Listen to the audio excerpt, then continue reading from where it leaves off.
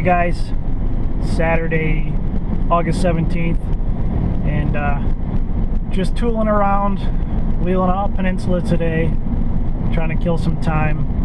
Got the second shot set up for sunset this evening, and it's going to be back up on the Sleeping Bear, right next to where we shot last night. Kind of got a shot in mind of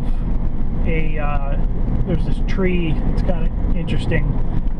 Looks kind of like a hand with an index finger pointed up, and the moon, the way the moon's been tracking, it's been moving right between the branches or the fingers of the tree. So I thought that that would be kind of cool.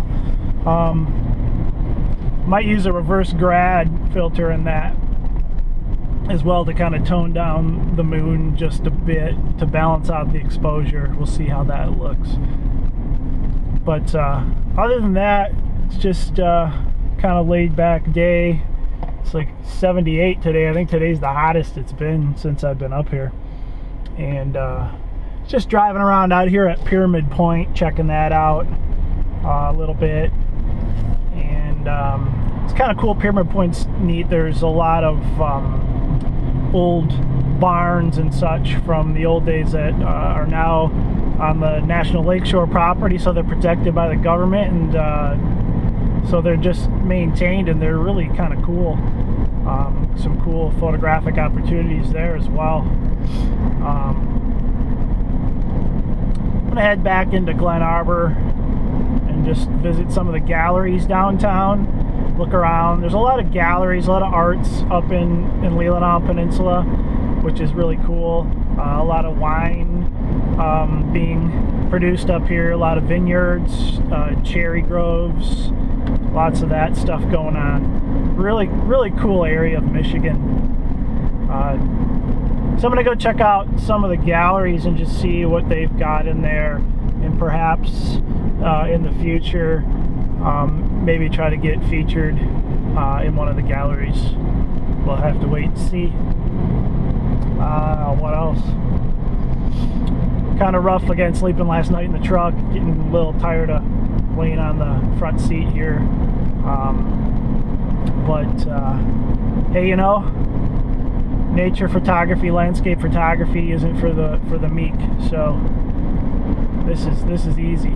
This is could be a lot different, like out on the AT, hiking around, sleeping in a tent with a mat and a sleeping bag on the ground. But actually, that might be a little more comfortable than sleeping on the way the truck is contoured the seats. But what are you gonna do? Part of the adventure. I might actually head home, peel out of here tonight after I take the last shot a little early instead of head back tomorrow. Just because I haven't really been sleeping that well through the night, and I figured if I'm going to be kind of tossing and turning and awake, might as well head back home. It's about 3.5 hours. If I take the quick route, and at night I might make good time. So we'll wait and see how that goes. But anyway, we'll head out to the dune for the last shot. It's 2 o'clock right now. Got some time to kill still. We'll head out to the dune, probably get out there around 6 p.m. And start hiking back and setting up for the final shot. And we'll see how it goes, so we'll check in with you later.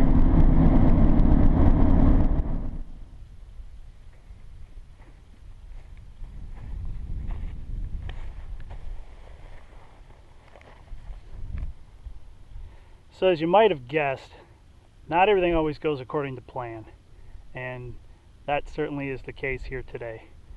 Was planning on shooting this shot of the moon coming up between this piece of a tree that kind of looked like a hand with the index finger extended, and had some kind of cool dune grass in the foreground, and it's kind of windy out here today. It's not bad, but breezy enough to get all the dune grass and all the little plants and shrubs swaying in the breeze.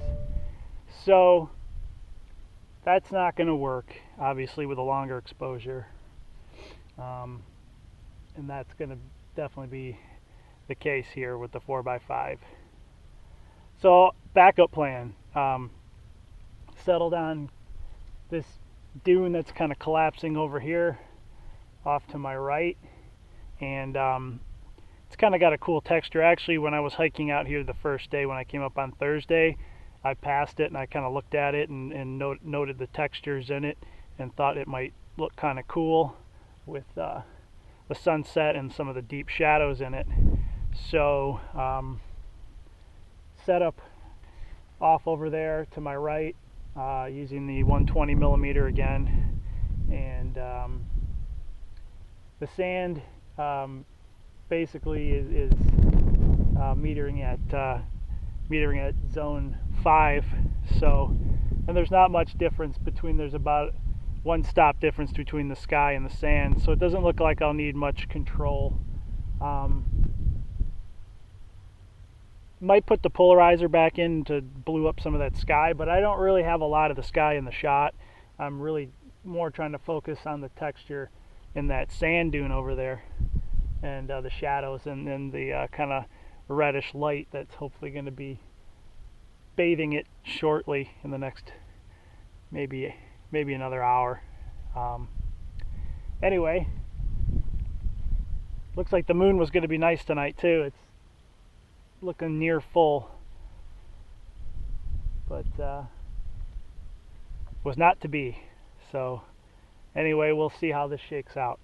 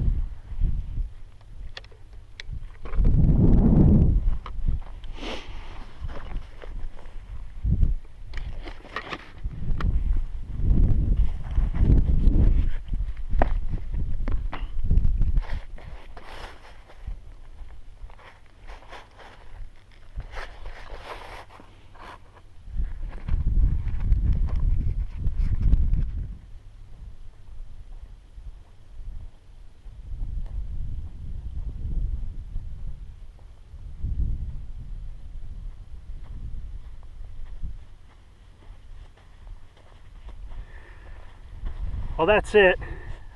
2 shots, one on Fuji Velvia 50, f/64, real close foreground that I needed sharp, and just needed that aperture to keep things sharp throughout. Hyperfocal was like 8 feet, so, but the exposure was 28 seconds on the Fuji Velvia. The second exposure was made on Kodak Ektar 100 and f/64 as well, and that was 9 seconds. Kind of feel I waited a little too long.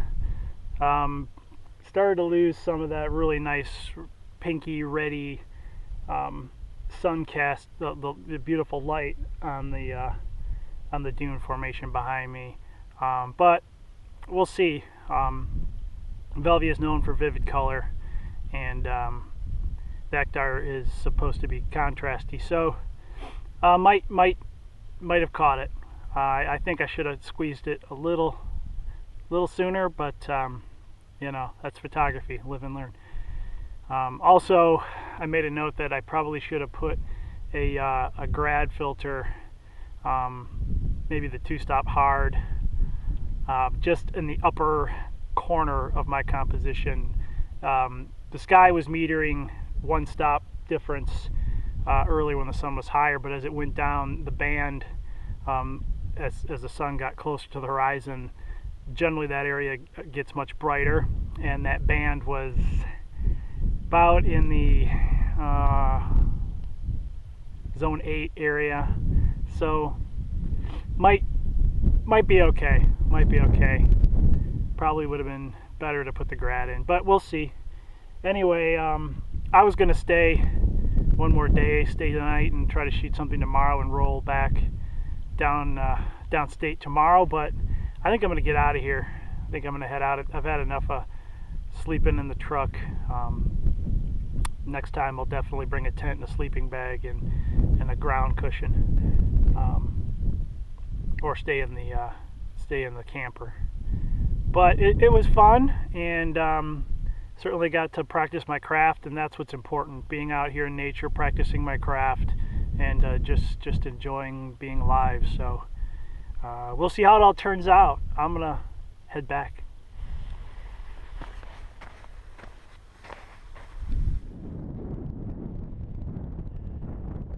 As I began to hike back to the truck, I reflected on the fragility of the land and how quickly and easily it can be destroyed.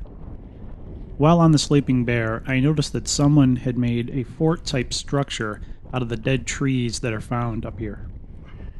Not only had they moved them from their natural resting place, but they had also defaced them with graffiti.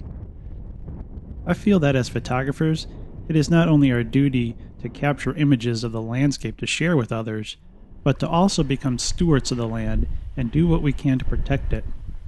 I reported my findings to the National Park Service, but there's not much that they can do to stop this kind of thing from happening. We must educate others on the importance of protecting natural places like Sleeping Bear Dunes, and hope our message is heard.